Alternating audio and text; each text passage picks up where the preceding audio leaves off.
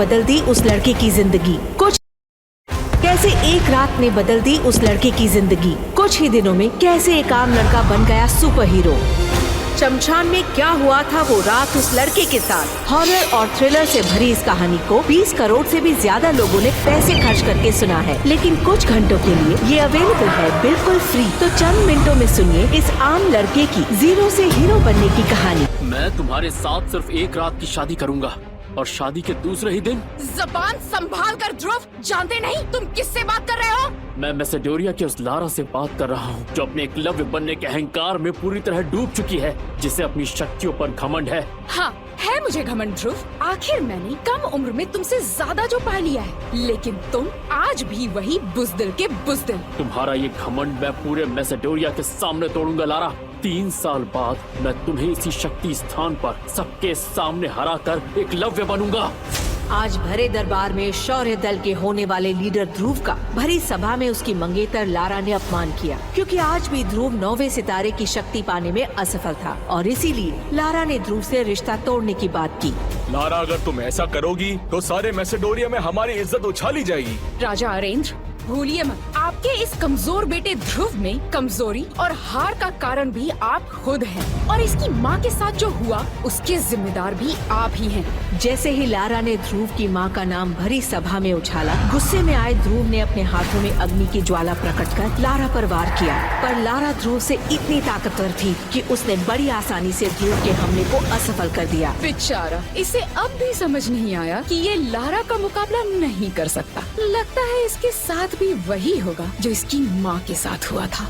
दरबार में हो रहे अपमान से खफा होकर वो वहाँ से चला गया, पर जाते जाते उसने लारा को 3 साल बाद मुकाबले की चुनौती दे डाली।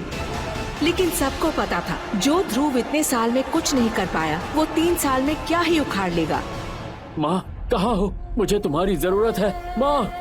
ध्रुव मैसेडोरिया की उस शमशान में खड़ा था जहां उसकी मां को दफनाया गया था। उस शमशान में बिना इजाजत जाना खतरे से खाली नहीं था। मैसेडोरिया के लोगों का कहना था कि वहां काले भूतों का निवास था, पर ध्रुव आज खुद को रोक नहीं पाया।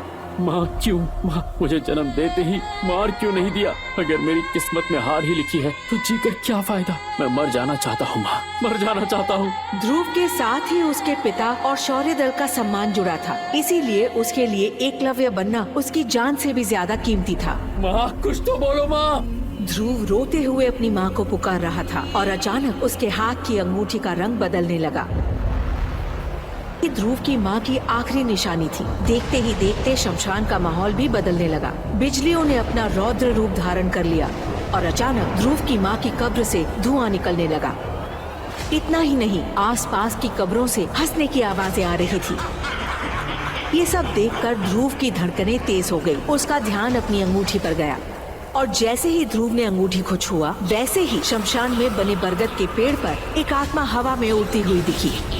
वो आत्मा एक बूढ़े इंसान की थी। लाल नीली आंखें, लंबे बाल, सफेद कफन जैसे कपड़े। ध्रुव सामने का नजारा देखकर बुरी तरह डर गया।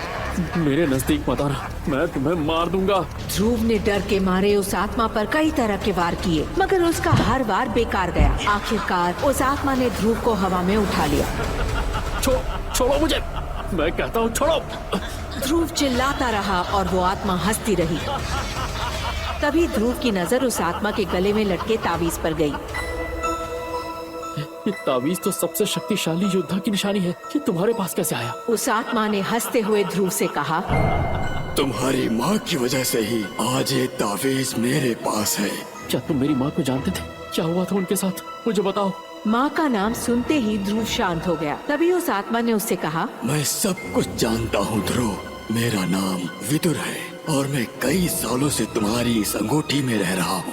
तुम्हारी माँ की मृत्यु का कारण भी मुझे मालूम है और मैं ये भी जानता हूँ कि तुम्हें एकलव्य बनकर तुम्हारी मंगेतर लारा के साथ मुकाबला करना है। अगर तुम चाहो तो मैं तुम्हें दुनिया का सबसे शक्तिशाली योद्धा बना सकता हूँ, पर उसके लिए तुम्हें मेरी 3 शर्तों का पालन करना होगा। ध्रुव ने बिना देर किए विदुर की बात मान ली। मंजूर है। विदुर मन में हंसते हुए ध्रुव के पास गया और उससे बोला, मेरी पहली शर्त है कि तुम किसी भी लड़की के साथ कोई भी संबंध नहीं बनाओगे। मंजूर है। दूसरी शर्त, तुम मुझे करिश्माई शरबत और अमृत धारा की नीलामी में अपने साथ लेकर जाओगे। मंजूर है। ध्रुव ने विदुर की दोनों शर्तें मान ली और अब वो तीसरी शर्त सुनने के लिए बेताब था। बताओ मुझे तीसरी शर्त क्या है? तीसरी शर्त बताने से पहले विदुर ने ध्रुव को उसकी माँ का लिखा आखिरी खत दिया। जैसे ही ध्रुव ने अपनी माँ का लिखा खत पढ़ा, ध्रुव के पैरों तले जमीन खिसक गई। और तभी विदुर ने ध्रुव के सामने तीसरी शर्त रखी। तीसरी शर्त ये है कि तुम्हारी माँ की मृत्यु। जैसे ही ध्रुव ने तीसरी शर्त सुनी, ध्रुव चीखते हुए वहीं बेहोश हो गया। और जब उसकी आंखें खुली तो आखिर क्या थी विदुर की तीसरी शर्त? कैसे हुई थी ध्रुव की माँ की मौत? क्या है विदुर का सच? क्या ध्रुव ले पाएगा अपने पिता और अपने अपमान का बदला? क्या सच में विदुर बना पाएगा ध्रुव को मैसेडोरिया का एकलव्य? आखिर क्यों करना चाहता है ध्रुव लारा से एक रात की शादी? इन सारे सवालों के जवाब और इनके पीछे का सच जानने के लिए अभी डाउनलोड करें पॉकेट FM और सुने